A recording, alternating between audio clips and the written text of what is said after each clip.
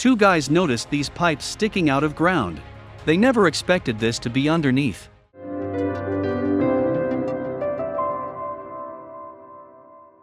Dale Hufford was on a flight from his hometown in Baltimore to visit his longtime friend Mike Peters for the Christmas period in Lobtal, Germany. Mike had told him about a pair of mysterious pipes that were protruding from the ground in a secret wooded area near his home, and Dale, fancying himself quite the urban explorer, could not wait to see them for himself. Mike had grown up in the house in the small village, and had recounted stories of his forest adventures, but he had never dared to explore the pipes himself. As the plane took Dale closer to his destination, he was suddenly filled with excitement and fear, but how could he have known that his descent into the woods and deep underground would spiral into an amazing tale that included buried treasure, and eventually a run-in with the law? Dale, even after the long flight, could barely contain his enthusiasm to finally be there. After the cursory small talk, he got right to the point of making plans to inspect the site. Mike went on to explain to Dale that he suspected that the pipes were part of something deep underground, and there were signs all around the area that were indicative of some sort of structure hidden beneath the forest floor. He had played in the area as a child, but had been expressly forbidden to get too close. As they were engrossed in packing supplies for the hike and possible overnight stay, they were blissfully unaware that they were laying the foundations for their lives to change in unimaginable ways. The forest was not far, and Mike knew the path well from years of walking it. There were no signposts, but he managed to find the trail among the silent trees. It was eerily quiet as they entered the forest, and the morning had stretched into the afternoon. Mike had warned Dale that they needed to get an early start, but Dale's feet were itching for adventure, and he could not wait for the following morning. Finally, they had arrived. The two enormous pipes stood, sentinel and silent, looming in the murky afternoon. They protruded from the ground, their metal stark against the forest backdrop. A shiver went through Dale's spine at the sight of the foreboding twin metal soldiers. Guarding what? What secrets were hiding beneath? They would soon find out. After circling for about 100 meters from the strange metal periscopes, they spotted the concrete entrance, a dark rectangular hole that was sunk into the ground at an angle. It was hidden by a grassy mound of overgrowth and dead leaves and covered with a wooden lid. With boyish excitement, the pair got to work removing the lid with a crowbar and peered inside. "Aard!" Mike shouted in alarm as a black cloud of flies buzzed up into their faces. There were stairs leading down, and there was an old iron gate barring entrance. A sign menacingly warned "Betreaten verboten." They mustered all their courage, took a deep breath, and slowly walked inside. The lock on the gate was broken, so Dale and Mike pushed it open and started to walk down the stairs. Soon, the darkness engulfed them, and Dale fumbled for his flashlight. When he flicked it on, he was greeted with an endless hallway. The smell was dank and foul, and the silence was deafening. All Dale could hear was the thump of his own heart and their careful footsteps, echoing off the walls and down into the dark. Dale checked his phone for the time and was irked to see the signal bar on 0. They had been warned by locals that there were rumors of live munitions on the site, and they had no way of calling for help, so they proceeded very, very cautiously. The corridor seemed to go on forever until they reached a junction. Mike said that they should avoid taking any unnecessary turns to avoid becoming lost. Dale shuddered at the thought of being underground in the concrete labyrinth, wandering for hours with no way out. So, without another word, they walked straight on. Then, something on the floor caught Dale's eye, something green and shiny. As they neared, they saw what it was. It was a plastic bag from a local supermarket. Mike grew uneasy. Who knew who or what would be waiting for them further on, down in the dark? Suddenly, the long corridor turned sharply. Mike and Dale were breathing heavily, and the echo of their exhalations that rose back to their ears sounded like a flat and inhuman hiss. They must be miles underground now, and the claustrophobia, suddenly unbearable, clawed at them in the dark. The dank smell grew stronger here, and the corridor had widened. Dale thought he heard a girl's laugh from the distance and stopped abruptly, with his hand on Mike's chest. They both listened intently and made out a faint sound. Drip, drip. There were marks on the wall that looked like someone had punched at it with a hammer at random intervals. Dale didn't know why, but the thought of someone down here, swinging a hammer in the dark, deep underground in a forgotten bunker, made his skin crawl. He had a sudden urge to turn back and run, but it was too late to go back now. With a sigh, they rounded the corner, hoping that it would be a dead end. Then they would have the excuse they needed to end the terrifying descent and run back to the entrance. Mission accomplished. Alas, it was no dead end. There was a rusted yellow door that had been ripped savagely from its hinges and cast aside, revealing a narrow doorway of blackness. The immense door looked like the door to a vault, and had Cyrillic writing stenciled onto it in blood-red ink. But who had done such a thing? And how? Dale's mind traveled to every horror story he had ever heard, now let loose and filled with a new life now that he was underground with darkness all around him. What awaited them behind the doorway? The smell started to intensify, sulfurous and cloying. Sewerage and rot. Dale and Mike passed through the doorway, gagging. Dale's strained mind couldn't help but remember that the smell of rotten eggs in any of the silly books he had read meant that denizens of the underworld were close by. But he didn't believe any of that, did he? This environment was ripe for his imagination to run riot, so he tried to keep it in check. He had to have his wits about him for the very real threat they were about to face. They suddenly came to another corridor, and Mike slipped, sending waves of stagnant water to the far side, lapping at the heavy walls. He screamed, and his wild flashlight beam revealed a dark silhouette of someone crouching on the far wall for a split second before it plummeted into the water, as he scrambled frantically to get out. Dale swung his flashlight blindly in the direction that he had seen the figure. But it was gone. Mike, finally free, ran back in a blind panic and took cover behind Dale. This room was completely flooded. To Dale's dismay, he noticed that the walls were made of heavy lead. The water, now disturbed, rocked eerily back and forth, releasing unseen clouds of gas. They hadn't expected to find these silent and watery rooms and hadn't brought respirators. The air was growing thick, and the fright left them reeling. The pair had unwittingly stumbled upon the secret back entranceway into the subterranean depths of Lager Corral, built in 1939 during World War II as a naval intelligence school, but soon after the German Naval High Command moved in and transformed it into their U-boat headquarters. It was here, in the middle of the forest and away from prying eyes, that the rockets were stored, silently aimed at Berlin. The subterranean entrance was little known, even to the locals, and tales of live munitions had ensured that errant teens and curious children stayed away. What mysteries would the pair find there, waiting quietly in the ruins and decay? Our intrepid urban explorers were rattled by what they had seen. The silence and the sensation of being cut off from the world was taking its toll on their senses. They had spent what must have been hours in the dark now, and it was surely night up above, in the world of fresh air and natural light that now seemed like a distant memory. Was there someone down there in the dark with them, or had it been a trick of the light? Either way, they had to get out. Visions of a gibbering maniac, crouching alone in the flooded room in the dark was enough to make them run. So run they did.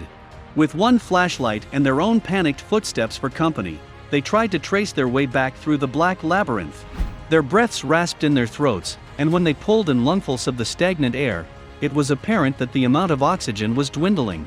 Spots and sparks started to appear in Dale's peripheral vision, and these transformed into the shimmering, psychedelic waves of an oral migraine.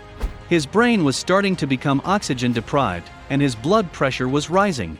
Mike was experiencing it too. His heart was pounding with an irregular thump that rattled through his chest, and his legs felt like lead as they pumped him towards the exit. Suddenly, Dale stopped mid-run and shone his flashlight on a puddle of dark water, straight ahead. He was sure they were going in the direction that they had come, but he couldn't tell anymore.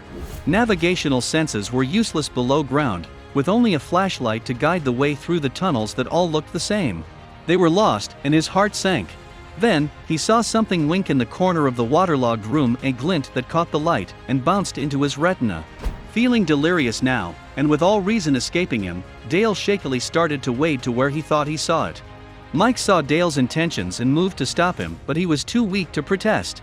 Sliding down the doorway, he sat on the damp ground and watched helplessly. Dale slid into the fetid water until he was knee-deep. It was icy cold, with little pockets of warmer water that swirled around him as he moved forward. Holding the flashlight in his teeth, he purposefully splashed to the far corner, where there was a pile of rubble that rose jaggedly from the surface. There it was again, something winking back at him from the murky water. He made his way over and plunged his hands in and felt along the bottom with his freezing fingers. They closed on something flat and solid with rounded edges, with engravings on one side. He slipped it into his pocket and waded back to Mike, who was slumped on the far side of the room. With the jolt of the cold water clearing his head, Dale started to organize his thoughts logically. They were lost, so they must have taken a turn at a junction further along, and the flooded rooms had been further down the long corridor, on a level that was lower by a step. His instincts told him to move in a westerly direction, and try to find the junction where they had taken the wrong turn. So they backtracked until they could no longer hear the dripping of the water, and the smell of sulfur started to diminish. Suddenly, they saw the yellow door lying on its side in the doorway and knew they were close. Hope flooded their hearts when they turned and finally reached the long corridor. With visions of escape, they furiously ran on and didn't stop until they saw the dim light of the entrance in the distance. Hurrying up the steps and bursting from the bunker, Dale and Mike rested their hands on their knees and doubled forward, taking huge gulps of the fresh air. It was night, and they could see the stars shining faintly through the trees. There were the backpacks that they had left at the entrance, and they were so relieved to see the familiar bags that they almost cried. They lay down on the dead leaves to catch their breath.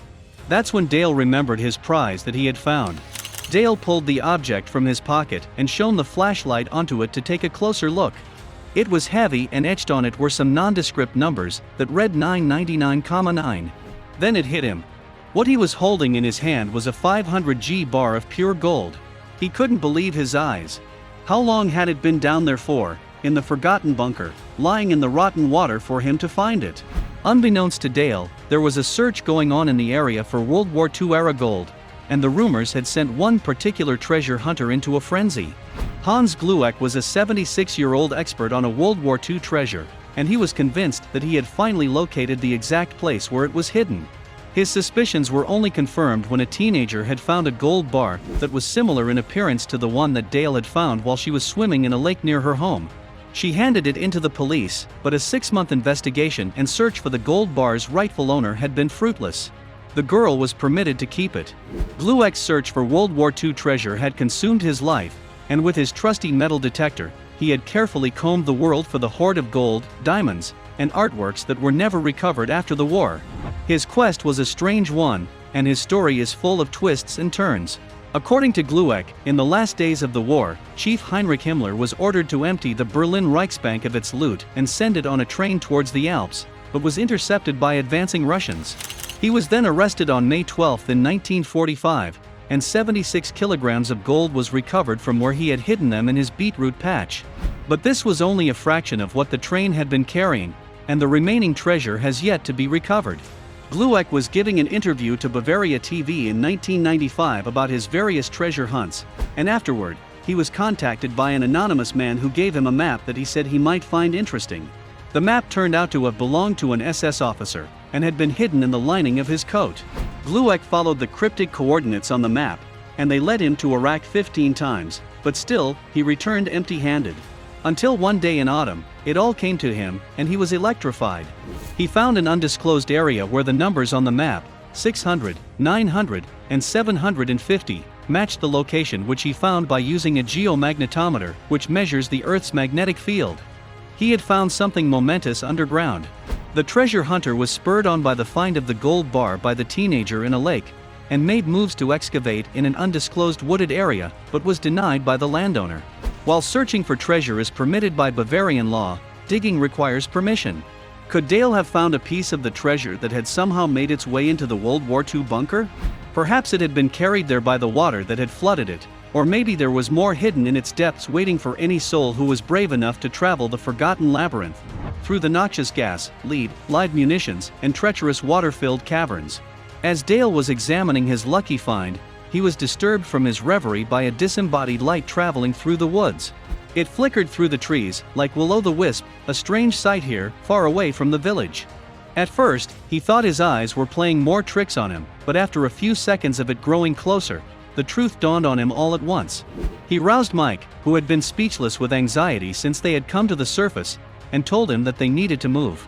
There was barking and growling, and it was growing nearer by the second. Urban explorers run the risk of being caught by authorities, as the abandoned places that they are inexorably drawn to are often located on private property, or are unsafe. Trespassers are often prosecuted. That was half the fun. Dale knew that the police had gotten whiff of the two and their intentions, probably from the locals that they had spoken to about the site. He cursed as he hefted his heavy backpack onto his shoulders and mustered every ounce of energy to run once again. Mike followed him doggedly, as they gave the policeman a wide berth and circled back once again to the path that would lead them home. Finally, Mike's house came into view in the moonlight, promising warmth and food, and a soft bed where the pair could recoup from their harrowing ordeal. Staggering into the entranceway, they tossed their heavy packs aside and went to their respective rooms. Dale lay in bed that night with visions of forgotten gold and treasures running through his mind as he thumbed his precious find. Then he fell asleep and had a long, endless nightmare of stretching underground corridors and the echoing voices of all the long-gone people who had inhabited the bunker decades before. Dale was thrilled with his find, but Mike was insistent that he hand it in to the authorities. Dale soon realized that he had no choice. He handed it in with a heavy heart and explained that he had found it in the forest, omitting that he and Mike had trespassed and explored the abandoned bunker in the woods. Dieter Fischer, the policeman, was amazed. His eyes had grown wide with surprise when they presented him with the gleaming bar of gold. He turned it over and over in his hands, exclaiming in disbelief, and immediately made a call. After a few days, he heard back from Officer Fischer. The bar had been meticulously examined and was indeed 500 G of the purest gold. But how much was it worth? Experts estimated a value of a staggering $18,000. As with the teenage girl who had found a similar bar, he had to wait to see if the owner could be found before he could claim it as his own. The bar's identification number had been defaced, however, making a determination of its origins difficult.